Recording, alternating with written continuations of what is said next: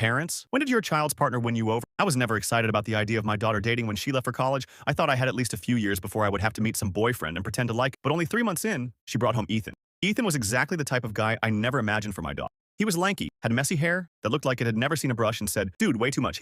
But there was something about his laid-back attitude that rubbed me the wrong way. My daughter was always responsible, focused, and had big plans for the future. Ethan, on the other hand, seemed like he just coasted through life without a care in the world. I tolerated him, but just barely for months. I kept my conversations with him as short as possible. I answered with nods and grunts, never giving him much to work with. If he asked me a question, I gave a one-word answer and then went back to pretending to read something on my phone. No matter how much I tried to keep my distance, he never seemed bothered by it. He always smiled, acted like we were already close, and kept showing up at my house with that same easygoing attitude. Then came the family dinner.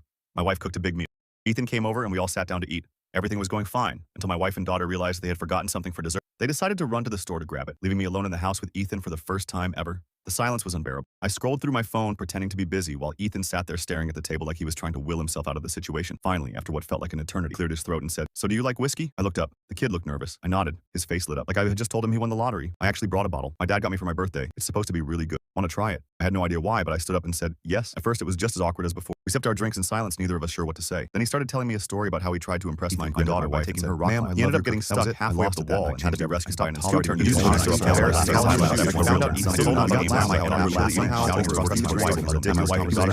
completely drunk, singing along to an old rock song neither of us knew the words to. My wife looked completely unimpressed. My daughter stood in the doorway, staring at us like we had lost our minds.